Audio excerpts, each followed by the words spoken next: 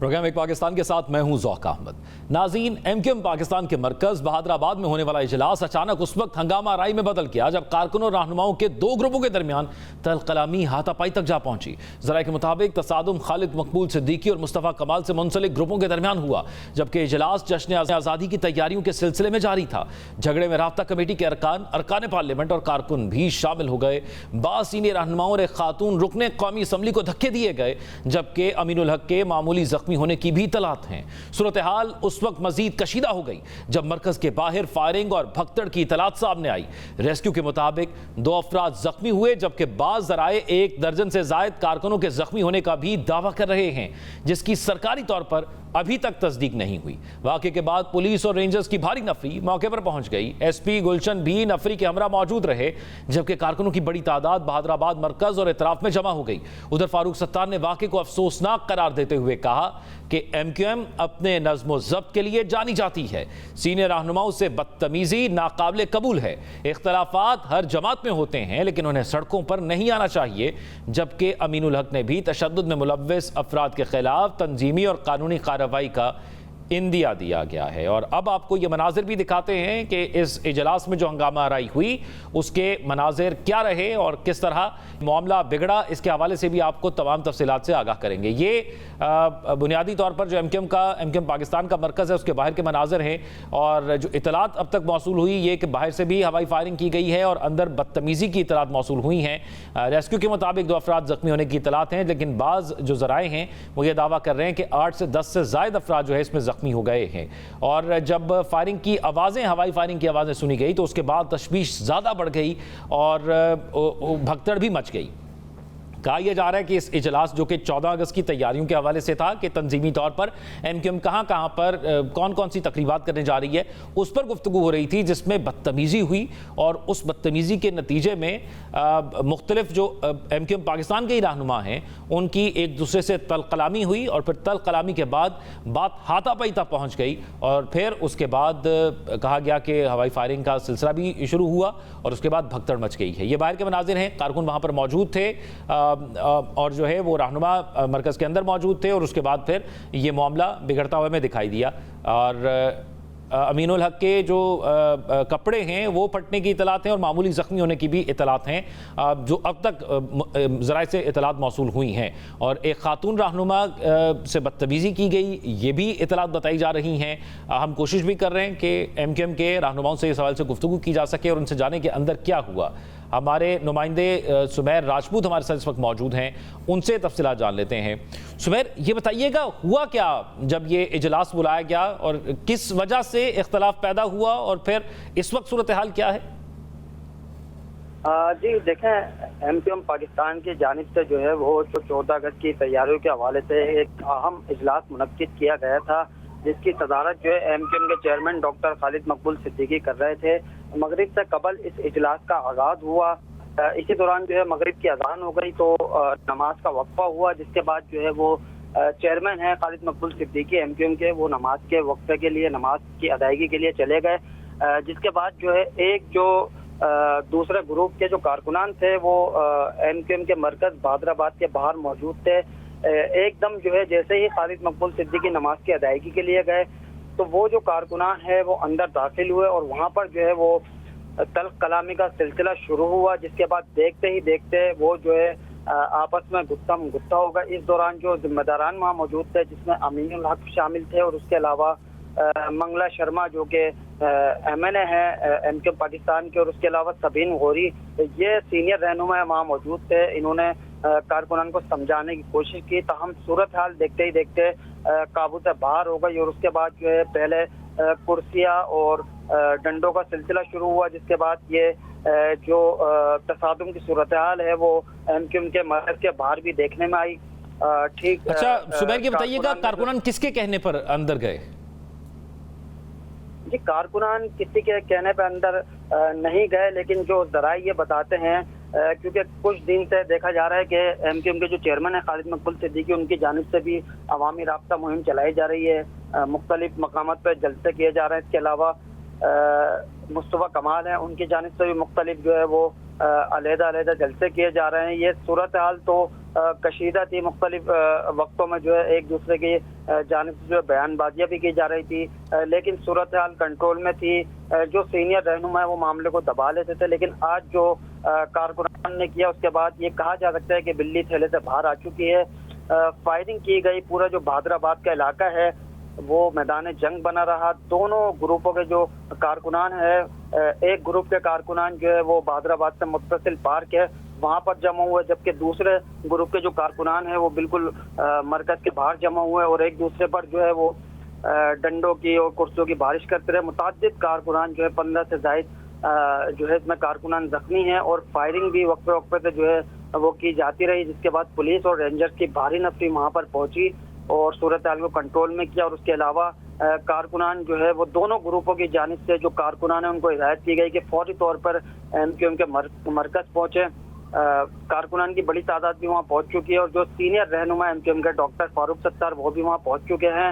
यही कहना है डॉक्टर फारूक सत्तार का भी कि अब किसी को नहीं छोड़ा जाएगा जिसने तंजीम की नज़्म ज़ब्त की खिलाफ वर्जी की है, उसके खिलाफ तक कार्रवाई की जाएगी। एमक्यूएम में कभी ऐसा नहीं हुआ कि इस तरह के नज़्म ज़ब्त की धज्जियां उड़ाई जाएं। और सुमैर ये बताइएगा, आप जो बता रहे हैं कि ये जो दोनों एमक्यूएम के ग्रुप हैं, खालिद मकबूल सिद्दीकी और मुस्तफ़ा कमाल, बुनियादी इख्तलाफ किस बात पर चल रहा है गुज़िश्ता जो एक हफ्ते या 10 दिन के अंदर खास तौर पर? देखिए जी, चेयरमैनशिप का जो है इनमें आपस में इख्तिलाफ है। चूँकि इलेक्शन जो है वो इंट्रा पार्टी इलेक्शन अभी तक नहीं हो सके, जिसके बाद जो है वो दोनों ग्रुप में इख्तिलाफात सामने आना शुरू हुए। एमक्यूएम पाकिस्तान की जो मौजूदा चेयरमैन है खालिद मकबूल सिद्दीकी, वो अपनी सीट पर विराजमान है, जबकि जो दूसरा ग्रुप है जिसको कहा जा सकता है कि मुस्तफ़ा कमाल ग्रुप, उनकी जानिब से ये 12 जो है वो मुतालबात किए गए कि इंटर पार्टी इलेक्शन करवाए जाएं और जो चेयरमैनशिप है, जो कारकुनान की बड़ी तादाद जिसके साथ भी है, उसको जो है वो एमक्यूएम पाकिस्तान की कमांड संभालने का मौका दिया जाए। तो ये कहा जा सकता है कि ये जो इख्तिलाफात हैं ये यहाँ से शुरू हुए थे। असल जो मामला है वो एमक्यूएम पाकिस्तान की चेयरमैनशिप का है जी। और कितने लोग क्या बताते हैं रेस्क्यू वाले या ज़राए के, कितने लोग जख्म हुए हैं? देखिए जी, ज़राए के मुताबिक 2 कारकुनान जो है वो उसमें शदीद जख्मी हुए जिनको अस्पताल मुंतकिल कर दिया गया है, जबकि 15 से जायद कारकुनान ऐसे हैं जो मामूली जख्मी हुए हैं, जिनको जो है वो हल्की फुल्की चोटें आई हैं। इसी में जो है वो सैयद अमीनुल हक भी शामिल हैं जो कि एमक्यूएम पाकिस्तान के मेंबर हैं, रुकन सिंध असेंबली हैं। उनके भी कपड़े वगैरह फटने के इतलात हैं और उनको भी मामूली चोटें आने के जो इतलात हैं, क्योंकि जब ये सूरत हाल कशीदगी अख्तियार कर रही थी उस वक्त जो है अमीनुल हक की जानिब से जो है वो दोनों ग्रुप के कारकुनान को समझाने की कोशिश की जा रही थी, लेकिन तल्ख कलामी देखते ही देखते बढ़ती गई और जो दोनों ग्रुप के कारकुनान हैं वो आपस से बाहर हो गए, जिसके बाद ये सूरत हाल कशीदा हो गई है जी। और हवाई फायरिंग भी हुई है? जी बिल्कुल, हवाई फायरिंग भी जो है नामालूम अफराद की जानिब से की गई है। उसके बाद जो है अभी जो पुलिस की जानिब से तहकीकात की जा रही है उसमें मुताद्दिद जो है वो खोल भी जाए वक़ूअ से मिले हैं। रेंजर्स और पुलिस की भारी नफरी वहाँ पर मौजूद है और एमक्यूएम पाकिस्तान के जो मौजूदा चेयरमैन है डॉक्टर खालिद मकबूल सिद्दीकी, उनकी जानिब से हंगामी प्रेस कॉन्फ्रेंस भी तलब कर ली गई है, जिसमें जो है मुमकिन तौर पर ये कहा जा सकता है कि अब जो है जो इनडायरेक्टली बयानबाजी की जा रही थी अब वो खुलकर इस हवाले से बात की जा सकती है जी। और तमाम रहनुमा इस वक्त मरकज के अंदर ही मौजूद हैं जो पहले इजलास में भी मौजूद थे? जी बिल्कुल, इजलास में जो रहनुमा मौजूद थे उनमें शब्बीर कायम खानी, सैयद अमीनुल हक, सबीन गौरी और उसके अलावा जो है मंगला शर्मा जो है और उसके अलावा मुताद्दिद जो रहनुमा वो मौजूद थे। ताहम डॉक्टर फारूक सत्तार उस वक्त मौजूद नहीं थे, लेकिन जो सूरत हाल कशीदगी की तरफ गई तो उसके बाद सारी सूरत हाल को जानने के बाद जो डॉक्टर फारूक सत्तार भी यहाँ पर पहुँच चुके हैं और एमक्यूएम पाकिस्तान के जो सीनियर रहनुमा हैं उन सब की जानिब से जो है तमाम मामले की भरपूर तरीके से मजम्मत भी की जा रही है और तक जो है पार्टी की तरफ से जो है वो एमक्यूएम पाकिस्तान की जानिब से जो कानून है उसके हिसाब से जो उनके खिलाफ कार्रवाई के भी इंदिया दिया जा रहा है। इसी हवाले से खालिद मकबूल सिद्दीकी की जानिब से एक अहम प्रेस कॉन्फ्रेंस रखी गई है, उसमें अहम ऐलानात जो है वो ठीक है, यानी ये इतलात भी हैं कि अभी कोई हंगामी प्रेस कॉन्फ्रेंस भी की जाएगी और एमक्यूएम की सीनियर लीडरशिप भी वहाँ पर पहुँचना शुरू हो गई है जो पहले इजलास के अंदर मौजूद नहीं थे। बहुत शुक्रिया सुमैर राजपूत, हमारे नुमाइंदे हमारे साथ मौजूद थे और हंगामी प्रेस कॉन्फ्रेंस में मजीद ऐलानात भी किए जाएंगे। नाज़रीन, प्रोग्राम में शामिल करेंगे एक break. Stay with us. Break के बाद खुशामदीद नाज़रीन। वफाकी वजीर दाखिला मोहसिन नकवी के बयान के बाद मुल्क के सियासी मंजरनामे पर शदीद हलचल मच चुकी है और नहायत तेज रफ्तार सियासी पेशरफ देखने में आ रही है। मोहसिन नकवी ने दावा किया था कि हम जिस सिस्टम में रह रहे हैं वो तबाह हो चुका है और नए इंतजामी यूनिट या सूबे ही इसका हल हैं। इस बयान के फौरन बाद सीनियर सहाफ़ी सिद्दीक साजिद ने खबर दी कि वज़ीर आज़म शहबाज शरीफ ने रायबंड में नून लीग के सदर नवाज शरीफ से हम मुलाकात की, जिसमें वज़ीर आला पंजाब मरियम नवाज और नायब वज़ीर आज़म इसहाक डार भी मौजूद थे। इस इजलास में मोहसिन नकवी के बयान से पैदा होने वाली सूरत हाल पर तफसीली तबादला ख्याल किया गया और कुछ अहम फैसलों की मंजूरी दी गई। इस मुलाकात के बाद नून लीग के रहनुमाओं की जानिब से मोहसिन नकवी को आड़े हाथों लेने का एक वाज़ेह पैटर्न सामने आया है। वफाकी वज़ीर दिफा ख्वाजा आसिफ ने समाजी राब्ते की वेबसाइट एक्स पर जारी अपने बयान में मोहसिन नकवी पर सख्त तनकीद करते हुए कहा कि नकवी साहब, सिस्टम हर वक्त इवॉल्व हो रहे होते हैं और होने चाहिए। उन्होंने तंज करते हुए कहा कि नमूने के तौर पर पीसीबी में ही कोई इनकलाब लाएं, क्योंकि क्रिकेट के शायकीन पीसीबी की परफॉर्मेंस से उतने मुतमईन नहीं हैं और पीसीबी में तो इक़्तिदार कल भी आपके पास है। वहाँ ना वज़ीर आज़म रुकावट हैं, ना पार्लियामेंट और ना ही कोई फरसुदा सियासी निज़ाम। ख्वाजा आसिफ ने मजीद कहा कि मोहसिन नकवी खुद एक पावर हाउस हैं और गुज़श्ता 3.5 साल से अहम और ताकतवर ओहदों पर फाइज रहे हैं। अगर वो चाहते तो इस अरसे के दौरान भी इस्लाहात कर सकते थे। उन्होंने याद दिलाया कि नेशनल एक्शन प्लान के 13 नकात में से एक नुक्ता अफवाज पाकिस्तान की जिम्मेदारी था, जिसे उन्होंने जानों की कुर्बानी देकर पूरा किया, जबकि बाकी 12 नकात की जिम्मेदारी वजारत दाखिला की थी, जहां खातिर खा पेशरफ नहीं हो सकी। उनका कहना था कि अगर कोई बुनियादी तब्दीली मकसूद है तो उसका मुनासिब फोरम पार्लियामेंट और आईनी इदारे हैं। इससे कबल वज़ीर आज़म के मुशीर बराए सियासी अमूर राना सनाउल्लाह ने भी आज़ाद कश्मीर में एक जलसे से खिताब करते हुए मोहसिन नकवी पर सख्त तनकीद की और कहा कि सिस्टम में तुमने 30 साल का सफ़र 3.5 साल में तय किया है। तुम कहाँ से चले और कहाँ पहुँच गए और अब तुम्हें आकर खबर हो रही है कि यह सिस्टम बिल्कुल ख़राब है और नहीं चल सकता। राना सनाउल्लाह ने बिलावल भुट्टो के बयानात और फॉर्म 47 पर उठने वाले सवालात पर भी सख्त मौक़िफ़ अपनाया और वाज़ेह किया कि यह पार्लियामानी निज़ाम कायदे आज़म का दिया हुआ है। इसी हंगामे के दौरान सीनियर सहाफ़ी मंसूर अली खान की जानिब से खबर सामने आई है कि सिस्टम के पास सिर्फ 6 माह का वक्त है। अगर बात मान ली गई तो ठीक, वरना केसेस और फाइलें खुलेंगी। इन तमाम सियासी तनाव के साथ साथ डॉन न्यूज़ में शाया होने वाली ऑडिटर जनरल ऑफ पाकिस्तान की 399 सफ़ात पर मुश्तमिल ऑडिट रिपोर्ट में भी वजारत दाखिला में संगीन बेज़ाब्तियों की निशानदही की गई है। रिपोर्ट के मुताबिक तमाम वफाकी वजारतों में सबसे ज़्यादा 65 ऑडिट पैराज वजारत दाखिला से मुतल्लिक हैं और असलहा लाइसेंसेस की मद में वसूल होने वाले 5 करोड़ 60 लाख रुपए कौमी खजाने में जमा नहीं कराए गए। ये तमाम तर सूरत हाल किस रुख पर जा रही है और इन पेश रफ्तों के पसे पर्दा क्या खेल चल रहा है, इसी मौजू पर बात करने के लिए हमारे साथ मौजूद हैं 2 सीनियर सहाफ़ी अज़हर जावेद साहब और सिद्दीक साजिद साहब। दोनों का बहुत शुक्रिया। सिद्दीक साहब, वैसे तो मेल मुलाकातें होती ही रहती हैं, शहबाज शरीफ साहब की नवाज शरीफ से मुलाकात होती है और ये इस मुलाकात में भी जो लोग मौजूद रहे, इसहाक डार साहब या मरियम नवाज साहिबा, वो भी इन मुलाकातों में मौजूद होते हैं। लेकिन गैर मामूली बयानात और हालात के अंदर ये मुलाकात जो हुई है रायबंड के अंदर, इसमें क्या कुछ डिस्कस किया गया है, क्या फैसला किया गया है? क्योंकि 2 अहम मामलात के हवाले से इस टाइम सियासी मैदान बहुत गर्म है। एक तो कश्मीर के हवाले से पाकिस्तान पीपल्स पार्टी बहुत तनकीद कर रही है इलेक्शंस पर, और दूसरा मोहसिन नकवी साहब की जानिब से जो प्रेस कॉन्फ्रेंस की गई और उसके बाद फिर DGISPR की जानिब से भी उसी मामले की तायद की गई। तो क्या कुछ बातचीत हुई रायबंड में? जी बहुत शुक्रिया ज़ौक साहब, बिल्कुल इसके ऊपर बात हुई और आपने बिल्कुल बहुत शुक्रिया ज़ौक साहब, बिल्कुल इसके ऊपर बात हुई और आपने बिल्कुल सही कहा। ये 2 इश्यूज थे, आज़ाद कश्मीर का इलेक्शन और वज़ीर दाखिला मोहसिन नकवी का बयान, जिसमें उन्होंने नए इंतजामी यूनिट सूबे या रीसेट की जो बात की है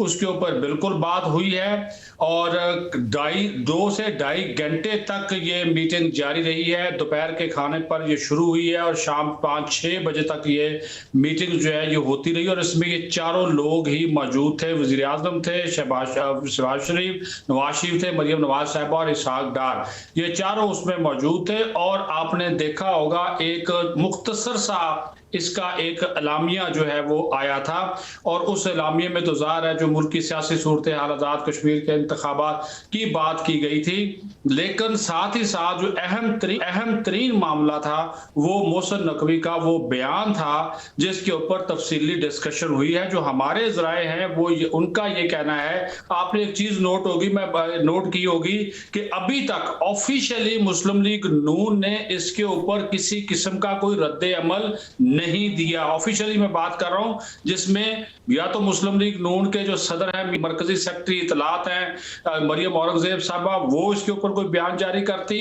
अता तारड़ साहब बयान जारी करते बकौल हुकूमती तर्जुमान, या आजमा बुखारी पंजाब हुकूमत की तरफ से।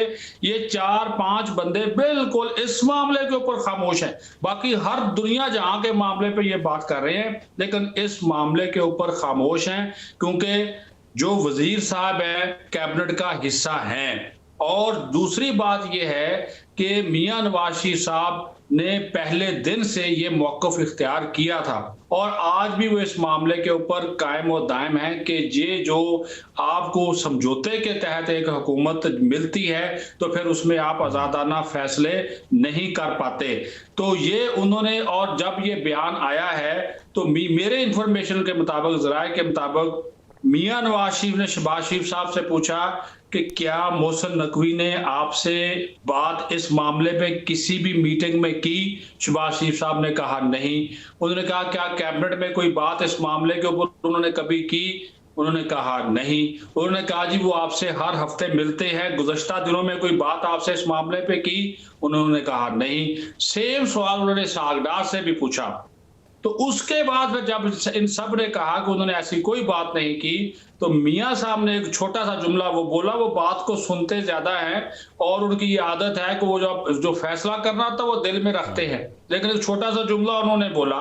उन्होंने कहा कि ये आपने सुन लिया है, ये आपने देख लिया है, ये उन्होंने कहा। और उन्होंने कहा कि अब आप इसके ऊपर जो भी फैसला करें, सोच समझ के ऊपर आप इसके ऊपर जो है वो फैसला करें। और ये जो सिस्टम चल रहा है, ये अल्फाज उनके थे कि ये जमहूरी जो निज़ाम चल रहा है, इससे बेहतर और क्या निज़ाम होगा। अगर एक बंदा निज़ाम में रहते हुए ही निज़ाम के ऊपर उंगलियां उठा रहा है तो इसकी कोई ना कोई वजूहात तो होंगी। बहरहाल मैं आपको एक और खबर देता जाऊं, आज रात को हो जाए या कल सुबह हो जाए, मेरी इंफॉर्मेशन के मुताबिक वज़ीर दाखिला मोहसिन नकवी की वज़ीर आज़म शहबाज शरीफ से इस मामले पर मुलाकात होने जा रही है। वो कल सुबह हो जाए, आज रात को हो जाए, वो मुलाकात होनी है और उस मुलाकात में फिर ये चीजें खुल कर सामने जो है वो आ जाएंगी। लेकिन इसको आप यहाँ तक ना रखें। दूसरी जो इंफॉर्मेशन है वो ये है कि ज़ाहिर है हमारे जितने भी इक़्तिदार में शामिल स्टेक होल्डर्स हैं, आप ख्वाजा आसिफ की बात को जो है ना वो उनका जो ट्वीट है उसको एक तरफ रख दें, लेकिन उन्होंने एक बात कही थी हाइब्रिड सिस्टम की, और उन्होंने कहा, ये ट्वीट किया और एक बयान भी दिया, उन्होंने कहा कि मौजूदा हाइब्रिड सिस्टम की कामयाबी में हम सब की कामयाबी है। वो अलग बात है कि उन्होंने फिर मोहसिन नकवी से कहा कि आपने कबीना में क्यों नहीं बात की, आपने पार्लियामेंट में क्यों नहीं बात की, आपने जो मुतल्लिका फोरम्स हैं सिर्फ ख्वाजा आसिफ नहीं, बाकी भी वज़रा हुकूमत की यही बातें करते रहे हैं जो नून लीग से जुड़े हुए। वज़ीर आज़म साहब खुद इसी किस्म की बातें करते रहे हैं कि इसी में कामयाबी है, लेकिन अब वही सिस्टम कह रहा है कि ये इस तरह नहीं चलेगी चीज़ें, इनको चेंज करना होगा। अज़हर जावेद साहब, क्योंकि मोहसिन नकवी साहब की तकरीर में एक तो नए सूबों की बात की गई, साथ साथ जो इस वक्त मौजूदा पंजाब हुकूमत है उस पर भी तनकीद की गई, जिसमें जो है वो मरियम नवाज साहिबा लैपटॉप तकसीम कर रही हैं। इससे कबल जब शहबाज शरीफ साहब थे वज़ीर आला, उन्होंने भी लैपटॉप तकसीम किए, तो ये भी उन्होंने डायरेक्ट टारगेट करके कहा कि लैपटॉप से नहीं बनेगा कुछ भी या निज़ाम तब्दील नहीं होगा। तो ये तमाम लोग जिन पर तनकीद भी की गई या जिस सिस्टम पर भी तनकीद की गई, स्टेक होल्डर्स, अहम स्टेक होल्डर्स ये रायवन के अंदर मौजूद थे PMLN की जानिब से। क्या बात हुई, आपकी खबर क्या है कि अंदर किस सतह तक बात हुई और क्या फैसले लिए गए? जी देखिए, एक बात तो ये सबको समझनी चाहिए कि मुस्लिम लीग नून नए सूबों की मुखालिफ नहीं है, और हमेशा जब भी कभी बात हुई है तो चाहे वो सदर मुस्लिम लीग नून नवाज शरीफ हैं, उन्होंने भी इस हवाले से पॉजिटिव कहा है, और इसके अलावा वज़ीर आज़म शहबाज शरीफ ने भी इस पर जो है मुस्बत इजहार किया। और इस पे अगर आपको याद हो तो पंजाब असम्बली की एक करारदाद भी मंजूर हो चुकी है। इस हवाले से जो दो आरा पाई जाती है, एक है सूबे बनाने और दूसरी जो एडमिनिस्ट्रेटिव यूनिट्स की बात है। और इसी हवाले से जो मीटिंग है उसमें मोहसिन नकवी साहब की जो प्रेस कॉन्फ्रेंस थी वो डिस्कस हुई है, और जो हमारे सोर्सेज ये बताते हैं असल बात सूबों के हवाले से नहीं थी। असल बात वो थी कि जो जिस तरह डिस्कस किया मोहसिन नकवी साहब ने, कुछ हलकों के मुताबिक वो टारगेट किया गया मरियम नवाज शरीफ साहिबा को, और उसमें जो उन्होंने बात की टैबलेट के हवाले से, जो उन्होंने बात की वज़ाइफ के हवाले से, तो वो एक बात जो ये फ्लैगशिप मंसूबे हैं ये पंजाब हुकूमत के हैं और पंजाब हुकूमत इसकी ओनरशिप लेती है। मरीम नवाज शरीफ साहिबा इसको अपनी कारकर्दगी बताती हैं और इस सारे मामले में ये समझा गया मुस्लिम लीग नून के हलकों की तरफ से कि उनको इसके ऊपर जो है वो टॉन्ट किया गया। तो ये सारी एक चीज़ जो थी और जो एक खबरें डिफरेंट आ रही हैं मामलात की, तो ये एक पहली ऑफिशियल मीटिंग इस लिहाज से भी कह सकते हैं कि वज़ीर आज़म शहबाज शरीफ जब भी वीकेंड पे लाहौर आते हैं, बल्कि अक्सर वो वीकेंड पे आते हैं, उनकी मुलाकातें होती हैं जनाब नवाज शरीफ साहब से, लेकिन वो कभी आपको हैंड आउट नज़र नहीं आया प्राइम मिनिस्टर हाउस का। कल ये पहली मुलाकात थी, अगर मैं गलत ना हूं तो, जिसका बाकायदा तौर पर प्राइम मिनिस्टर ऑफिस से हैंड आउट भी जारी किया गया कि ये मुलाकात हुई है और इनमें ये लोग शामिल थे। तो इस सारी सूरत को बड़ी बारीकबीनी से देखा गया, मुख्तलिफ मामलात को देखा गया और देखिए नवाज शरीफ साहब जो हैं वो आपको एक्टिव नज़र आ रहे हैं अमली सियासत में। इस वक्त कश्मीर का जो इलेक्शन है ये मुसलसल मियां मोहम्मद नवाज शरीफ ने अपनी निगरानी में ये सारा इलेक्शन जो है वो उसको मैनेज किया मुस्लिम लीग नून के लिए। मुस्लिम लीग नून के कारकुनों को उनके जो उम्मीदवार थे, बिल्कुल ऐसे ही है, वो एक्टिव नजर आ रहे हैं। लेकिन अब इस एक्टिव होने के पीछे की कहानी भी लोग कुछ और बताते हैं, और वो सदीक साजिद साहब, जैसे मोहसिन नकवी साहब ने जब प्रेस कॉन्फ्रेंस में वो एक तकरीब के अंदर ये बात की सूबों के हवाले से और ये तमाम जिस पर अभी 4 दिनों से बात हो रही है, तो वो कहा जाता है कि मोहसिन नकवी साहब ने किसी का पैगाम पहुंचाया। इसी तरह बहुत से साफ़ी भी ऐसे हैं जब वो बात करते हैं तो बताया जाता है कि ये भी एक पैगाम ही है जो पहुंचाया जा रहा है। मंसूर अली खान साहब की जानिब से कहा जा रहा है कि इस हुकूमत के पास 6 महीने हैं, ये जितने मामलात हैं उसको हल कर लिया जाए, अदरवाइज फिर फाइलें भी खुल जाएंगी और फिर केसेस भी बनना शुरू हो जाएंगे। और ये पाकिस्तान में शुरू से ही होता रहा है, ऐसे ही सब लोग तनकीद करते रहे कि इसी तरह फाइलें खुलती रही हैं, फाइलें होती हैं।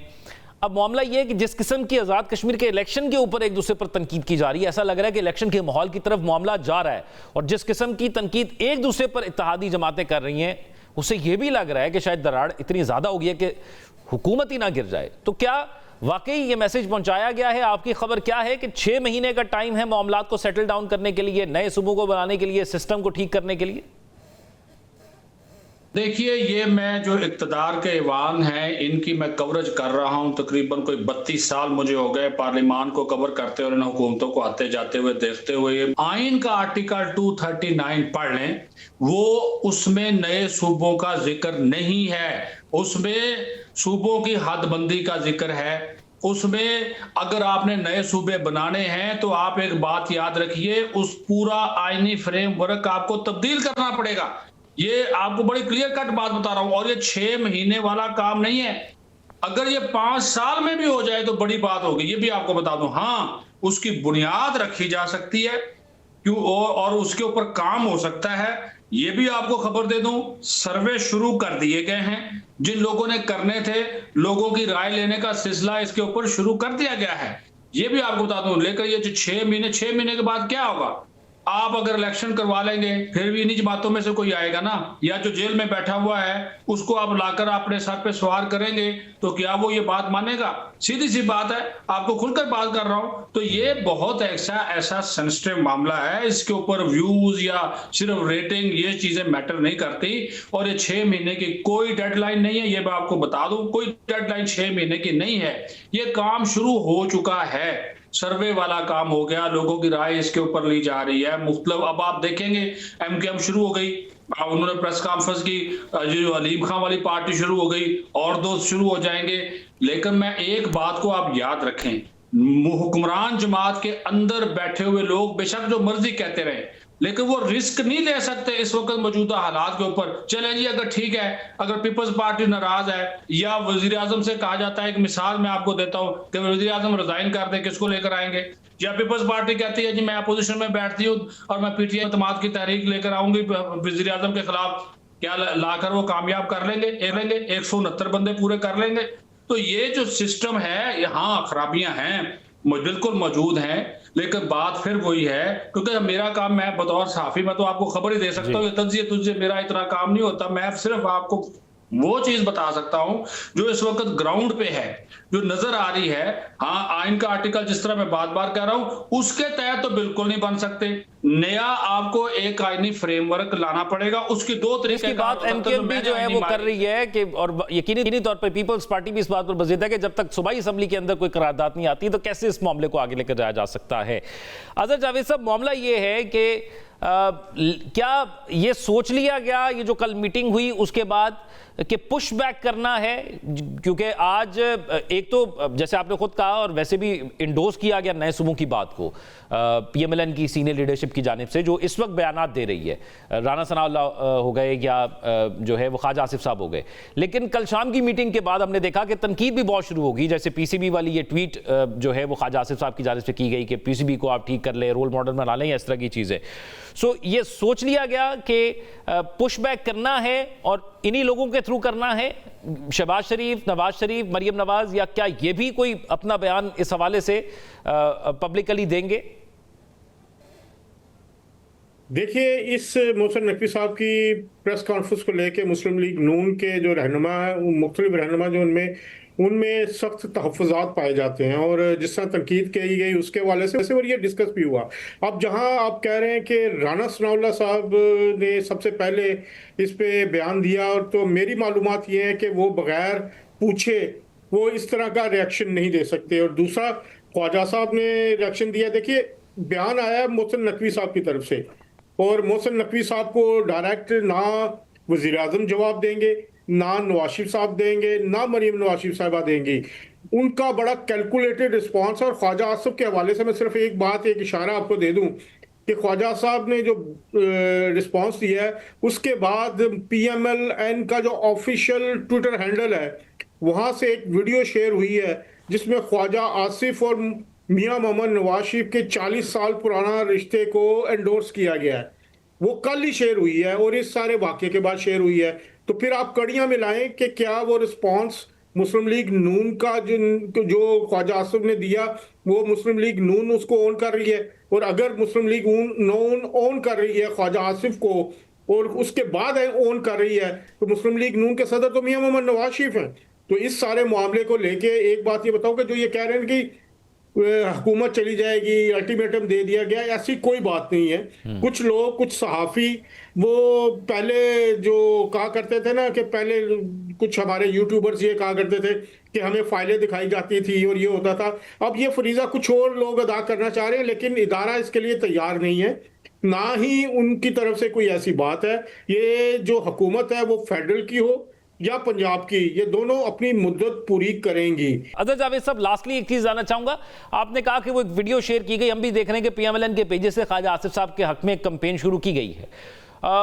ये खबरें भी काफ़ी अरसे से गर्दिश कर रही हैं कि वजारतों में तब्दीली हो सकती है। क्या ख्वाजा साहब की वजारत भी खतरे में है? आपके पास क्या खबर है, और क्या 14 अगस्त से पहले वजारतों में तब्दीली हो रही है?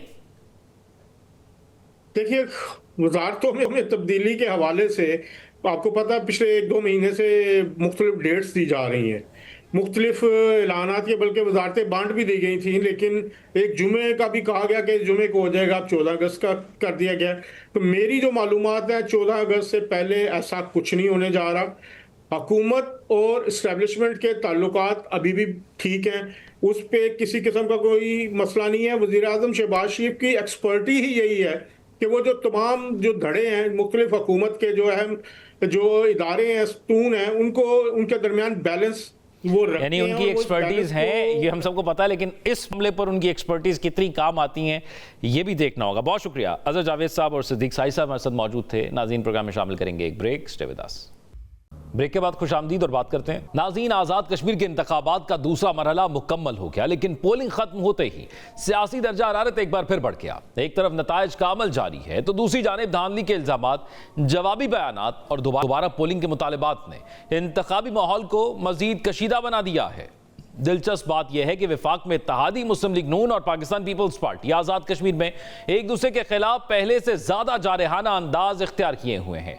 आजाद कश्मीर इंतखाबात के दूसरे मरहले में मुजफ्फराबाद डिवीजन की 9 और मुहाजिरीन जम्मू और कश्मीर की 12 नशिस्तों के लिए पोलिंग शाम 6 बजे तक जारी रही। तर्जुमान इलेक्शन कमीशन के मुताबिक LA 27 मुजफ्फराबाद 1 में लैंडस्लाइडिंग और शदीद बारिश के बायस तमाम 196 पोलिंग स्टेशन पर इंतखाबात मुलतवी कर दिए गए, जबकि इस हल्के में अब पोलिंग 4 अगस्त को होगी। पहले मरहले के नताइज के मुताबिक मीरपुर डिवीजन की 13 नशिस्तों में से मुस्लिम लीग नून ने 9 जबकि पाकिस्तान पीपल्स पार्टी ने 4 नशिस्तें हासिल की थीं। इलेक्शन कमीशन के मुताबिक इस मरहले में वोटर टर्नआउट 46% रहा।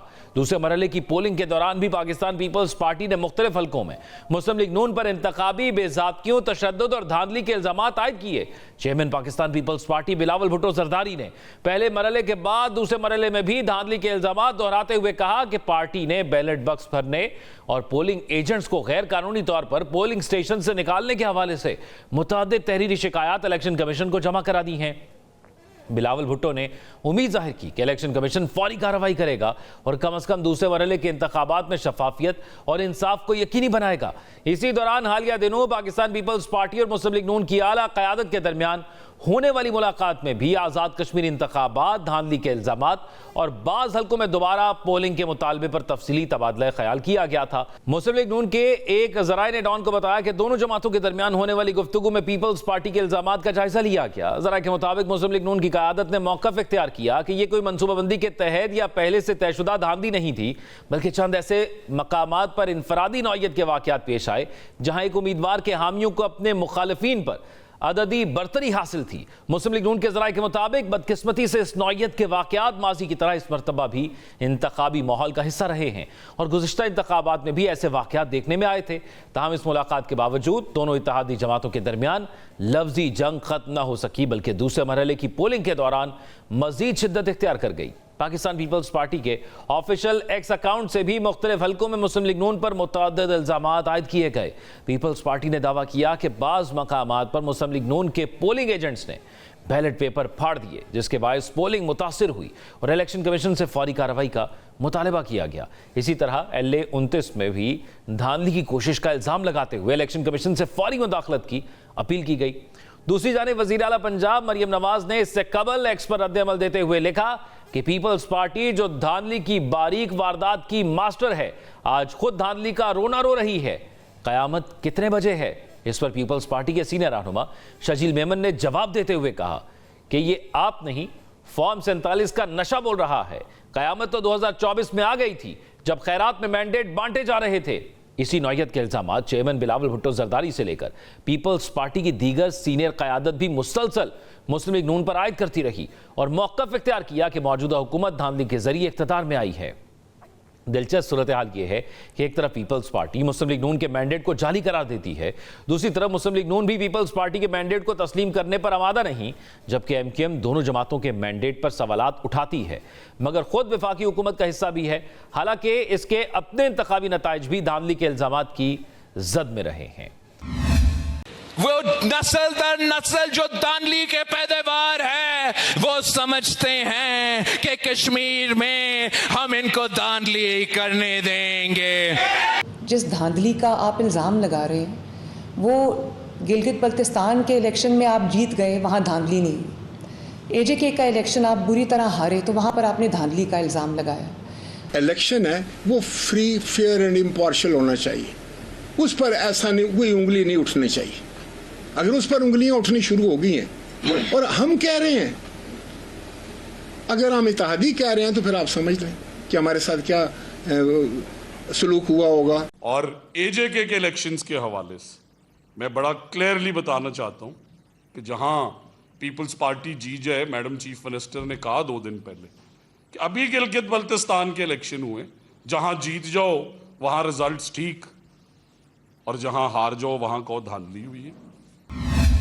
धांधली के इल्जामात अब सिर्फ आज़ाद कश्मीर के इंतखाबात तक महदूद नहीं रहे, बल्कि 2024 के आम इंतखाबात एक बार फिर सियासी बयानिए का हिस्सा बन चुके हैं। जिन इल्जामात को माजी में पाकिस्तान तहरीक इंसाफ, मुस्लिम लीग नून और उसके इत्तेहादियों के खिलाफ दोहराती रही, आज उसी नौइयत के इल्जामात वफाक की इत्तेहादी जमात पाकिस्तान पीपल्स पार्टी भी मुस्लिम लीग नून पर आयद कर रही है।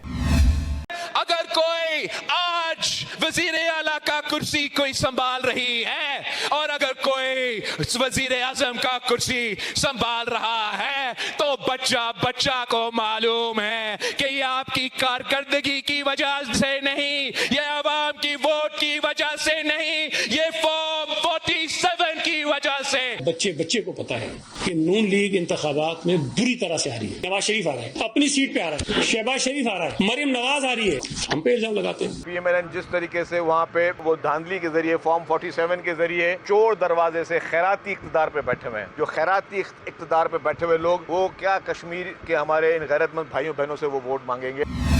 नाज़रीन, आज़ाद कश्मीर इंतखाबात का तीसरा और आखिरी मरहला 4 अगस्त को पूंछ डिवीजन में होगा, जहां यह वाज़ेह हो जाएगा कि इंतखाबी नताइज किस जमात के हक में जाते हैं। लेकिन इससे पहले सियासी बयानिए की जंग बदस्तूर जारी है। अब नाज़रीन, इसी तमाम तर सूरत हाल पर बात करेंगे पाकिस्तान मुस्लिम लीग नून से कमरुल इस्लाम राजा साहब हमारे साथ मौजूद हैं और पाकिस्तान पीपल्स पार्टी से तैमूर तालपुर साहब हमारे साथ मौजूद हैं। दोनों मेहमानों का बहुत शुक्रिया। कमरुल इस्लाम साहब, धांधली की बातें हो रही हैं कश्मीर इलेक्शन के हवाले से और ये इस कदर शदीद हो गई हैं कि अब कहा जा रहा है, जैसे बिलावल भुट्टो जरदारी साहब ने कहा कि 2024 के जो इंतखाबात हुए थे उसमें शहबाज शरीफ साहब, नवाज शरीफ साहब, मरियम नवाज साहिबा तीनों हार गए और तीनों धांधली से वजीर आला या वजीर आजम बने हैं और माजी के किस्से भी इसके साथ जोड़े जा रहे हैं। आप दोनों जमातें ही पाकिस्तान की हिस्ट्री में सबसे ज्यादा बरसर इक़्तिदार रही हैं और आप दोनों ही कोई ऐसा मैकेनिज्म नहीं डिजाइन कर सकी कि किसी इलेक्शन को शफाफ कहा जा सके। ये मामला जो इस कदर शिद्दत इख्तियार कर गया, खासतौर पर कश्मीर का जिसे एक छोटा इलेक्शन कहा जाता है, वहां पर भी धांधली की इतनी आवाजें, ये मामला किस तरफ जा रहा है? देखें, आपने खुद कहा कि बातें हैं। अब बातें ज्यादा हूं, कम हूं, जोर से हूं, शोर से हूं, रो के हूं, चीख के हूं, पीट के हूं, तो वो बातें ही होंगी। और उसके लिए देखें, कहीं पे भी, यानी ना मीरपुर के इलेक्शन में ना इस आज के इलेक्शन पे, किसी जगह पे भी कोई ऐसी चीज नहीं सामने लाई गई जो कि इलेक्शन की टेक्निकलिटीज के अंदर, उसकी वजह यह है कि इलेक्शन हुकूमत उनकी अपनी है। यानी आज जो हैं वो सदर जो हैं जो आज़ाद कश्मीर, वो उनके हैं, बल्कि वो इलेक्शन भी लड़ रहे हैं साथ। इसी तरह वज़ीर आज़म जो हैं वो उनके हैं। तमाम ज़िला में जो DPOs यानी SPs और DCs लगे हुए हैं वो इनकी हुकूमत के लगाए हुए हैं। जो आगे थानेदार लगे हुए हैं वो इनकी हुकूमत के लगाए हुए हैं। जो इलेक्शन में ड्यूटीज़ लोग दे रहे हैं, चाहे वो स्कूल टीचर्स हैं या दीगर महकमों के, वो सारे अपनी तरक्की के लिए, तनज़ली के लिए, बर्खास्तगी के लिए, बहाली के लिए इनके मोहताज हैं। तो फिर ये किस को पे इल्ज़ाम लगा रहे हैं, किस पे शिकवा कर रहे हैं? अपनी हुकूमत पे ही यकीनन उन्हीं पे कर रहे होंगे। यानी वहाँ पे तो ना मरियम नवाज साहिबा की हुकूमत है, ना शहबाज शरीफ साहब की हुकूमत है, हुकूमत उनकी अपनी है, तमाम मशीनरी उनके ताबे है, सारी चीजें। तो फिर ये बात जो है, इस पे शोर शराबा जितना भी किया जाए। और दूसरी जो बात कही कि उन्होंने जनाब के वो मरियम साहिबा या वज़ीर आज़म साहब या फॉर दैट मैटर ABC, वो तो ये राज कब आश्कार हुआ? यानी ये एक कोई सीक्रेट थी, ये कोई अचानक जो है वो पीपल्स पार्टी के रहनुमा आज़ाद कश्मीर में गए और अचानक किसी जगह पे जो है उन्हें एक बोतल मिली, उसमें से एक जिन निकला और उस जिन ने उन्हें आगाह किया कि मैं तो उस दिन के बाद बंद था और आज आपने रिहाई दिलाई है तो मैं आपको हकायक बता रहा हूँ 2024 के इलेक्शन के। या कहीं आसार कदीमा की खुदाई हो रही थी, वहाँ से कुछ ऐसी शवाहिद मिले और वो उसकी बुनियाद पे कह रहे हैं। यानी ये सारी चीज़ें परसों तक या 4 दिन पहले तक कहाँ थी? तो ये सारी बातें जो हैं, इसको आप कहानी, किस्सा, ड्रामा, जो भी अफसाना, ये जब भी सिस्टम अंगड़ाई ले रहा होता है ना कमरुल इस्लाम साहब, तो ये उस वक्त के इत्तेहादी होते हैं, सबको ये चीजें उस वक्त याद आती हैं और नजर भी आती हैं। और ये पहली दफा नहीं है कि बोतल से जिन निकला, ये हर दफा ही सेटअप के अंदर बोतल से जिन निकलता है जो आके बताता है। तैमूर तालपुर साहब, आपकी अपनी हुकूमत, मैं तैमूर तालपुर साहब से जो आपने बात की वो जान लेते हैं। तैमूर तालपुर साहब, आपकी अपनी हुकूमत वहां पर है, फिर एतराज किससे है? आज राना सनाउल्लाह साहब ने प्रेस कॉन्फ्रेंस करते हुए कहा कि सलाउद्दीन जुनेजो साहब जो MNA सिंध के, वो वहां पर सिंध की सिक्योरिटी लेकर मुख्तलिफ पोलिंग स्टेशंस के अंदर गए, तो क्यों गए? बिस्मिल्लाहिर्रहमानिर्रहीम, बहुत बहुत शुक्रिया। मुझे बड़ी हैरत हुई, बजाय ये पूछने के उनको गोली कैसे लगी, उनको गोली किसने मारी, उनको गोली क्यों मारी, वो कह रहे हैं कि वो वहां पर पोलिंग स्टेशन में क्यों गए, क्योंकि वो एक पाकिस्तानी हैं और वो ये हक रखते हैं। मना है अगर ममनू है। वो कहते हैं सलाउद्दीन साहब की तरफ से फायर हुआ, जिस पर जवाबी फायर हुआ और फिर वो कहा जा रहा है कि जख्मी हुए हैं या कोई दीगर कारकुन भी जख्मी हुआ। वो कह रहे हैं कि सिंध की सिक्योरिटी लेकर वो क्यों वहां पर फिर रहे हैं, मुख्तलिफ पोलिंग स्टेशन के अंदर क्यों जा रहे हैं। सलाउद्दीन जुनेजो साहब इतने शरीफ आदमी है कि उन्होंने कभी मेरे ख्याल से मच्छर या मक्खी भी नहीं मारी होगी, तो फायर करना उनकी तरफ से तो पहली बार समझ नहीं आता। अगर फायर हुआ जुनेजो साहब की तरफ से तो गोली किसको लगी, गोली उन्हीं को आके लगी, उनके हाथ में। ये बहुत बहुत बेमुनासिब बात है, बहुत ज्यादा। या आपका एक ऑनरेबल एमएनए इलेक्शन देखने गया है, वहां पे इलेक्शन घूम रहा है, पोलिंग विजिट कर रहा है, तो उसमें खराबी क्या, वो तो एक अच्छी बात है। वो कोई जो अपना वो झगड़ा करने फसाद करने तो नहीं गए थे ना, उनको गोली मारने का तो कोई क्या बनता है। तो मेरे ख्याल से सर अपना राणा साहब को एक्सक्यूज करना चाहिए था, या उन्हें कोई अच्छी बात करनी, उन्हें बताना चाहिए था कि उनके जो जिन्होंने गोली मारी है वो कब पकड़ेंगे, उनको कब अरेस्ट करेंगे, उनको कैसे अरेस्ट करेंगे, वो पूछने के बजाय उल्टा। तो लिहाजा मेरे ख्याल से ये चीजें बड़ी गलत जगह तरफ जा रही हैं, ये अच्छी बात नहीं है। हमारी शिकायत क्या है, हमारी शिकायत है कि धांधली हुई है, हमें धांधली नहीं चाहिए, कंट्रोल करके दें। हुकूमत से हमारी अपील है, हमारी अपील चीफ इलेक्शन कमिश्नर के साथ ही कितने बार हमने उनको पिछले फेज में, इस फेज में रिटर्न शिकायतें की, कंप्लेंट्स की, कोई सुनने को तैयार ही नहीं है। और मेरे भाई ने कहा कि हुकूमत कश्मीर में हमारी है, आपको और मुझे बड़ी अच्छी तरह से पता है कि वहां पर जो चलती है वो वफाक की चलती है, एडमिनिस्ट्रेशन भी वफाक की तरफ से आती है और पूरा कंट्रोल वफाक का ही होता है। अगर ऐसे ना होता तो हम चीख चिल्ला नहीं रो रहे होते।